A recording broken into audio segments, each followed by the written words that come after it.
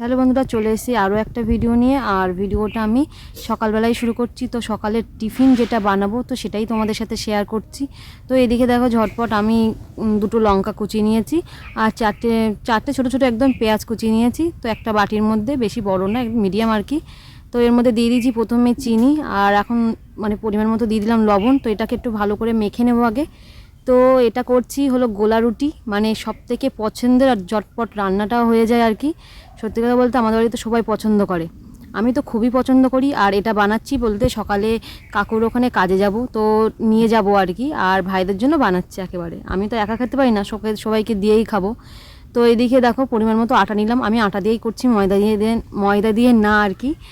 তো এর মধ্যে একটা ডিম ভেঙে দেবো, এই যে। তো যেহেতু অল্প করে করছি তো ওই জন্য একটা ডিমে দিলাম, আর ডিম দিয়ে করলে আরও বেশি টেস্টি হয় আর কি। পেঁয়াজের পরিমাণটা একটু বেশি দিয়েছি আর চিনিটা একটু কম দিয়েছি, কেননা তোমার আর কি যেহেতু একটু ঝাল লঙ্কা পেঁয়াজ সবই দেওয়া, ঝাল লঙ্কা বলছি আবার তো যাই হোক, ঝাল দেওয়া আর তোমার এদিকে আর কি পেঁয়াজ দেওয়া, তো তাতেই আমাদের বেশি ভালো লাগে। আর যদি পরে আমার লাগে তো পরিমাণ মতো আমি একটুখানি চিনি দিয়ে নেবো। বিশেষ করে বড় ভাই বলে যে একটু ঝাল ঝাল করতে, ও একটু এটাই আর কি, অত মিষ্টি খেতে পছন্দ করে না। তো যাই হোক করছি, তো বেশি করব না, আমি দুটো নেব, কারণ আমি আর ওখানে আজকে অদিতি যাবে, তো অদিতির জন্য একটা, আমার জন্য একটা। যেহেতু সব যা কিছু নিয়ে যাই সবাইকে দিয়েই খায় আর কি। আর তিনজনের জন্য তিনটে করব, যেহেতু আজকে রবিবার। তো ছোটো ভাইয়ের জন্য একটা, বড় ভাইয়ের জন্য একটা, আর মানুষ জন্য একটা। তো তোমরা এই রেসিপিটা ঝটপট মানে কে কে বাড়িতে বানাও অবশ্যই কিন্তু কমেন্ট করে জানাবে।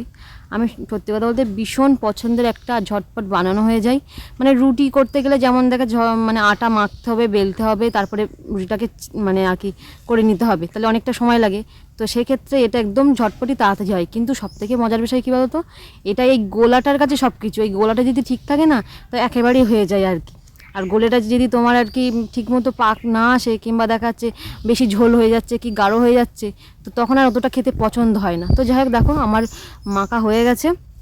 তো এখন আমি যে একটা কড়াই বসিয়ে দিয়েছি, আর প্রথমে একটুখানি তেলটা বেশিই দিয়েছি, তারপরে আর কি তোমার তেল অল্প বলতে কড়াই তেল দেওয়া লাগবে না, শুধু একটু ভাজার জন্য তেল দেবো।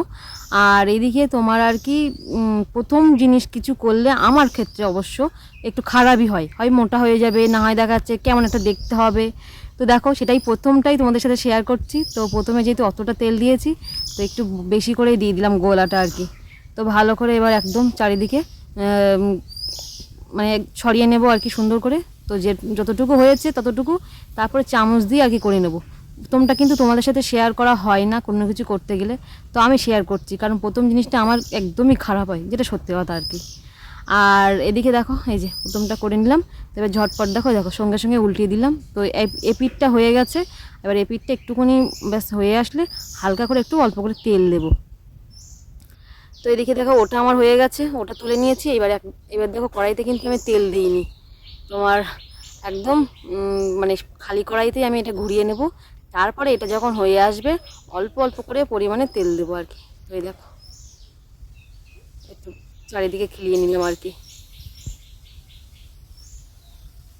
তো পরপর এরকম করে আমি 5টা করে নেব, কারণ বেশি করবো না। আর বিশেষ করে এখন আমি কাজে যাব, তো তাড়াতাড়ি আছি, শুধু খিদে পেয়েছে বলে আর গিয়ে খাবো বলে ওই জন্য ঝটপট করে অল্প করেই করে নিলাম। বাড়ি থাকলে ব্যাপারটা আলাদা ছিল।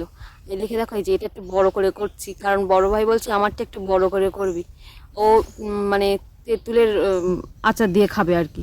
তো যাই হোক দেখো এই যে আমি কৌটোর মধ্যে দুটো নিলাম, একটা আমার জন্য একটা অদিতির জন্য, আর দুটো থালাতে আছে আর একটা কড়াইতে আছে, যেটা বড় ভাইয়ের জন্য করেছি আর কি। তো যাই হোক আমার এই গোলা রুটিটা কেমন হয়েছে অবশ্যই কমেন্ট করে জানাবে। জানি স্বাভাবিক সেরকম অতটা মানে মানে বেশি কিছু না, একদম সহজেই বানানো যায়। তো চলো আজ মতো টাটা।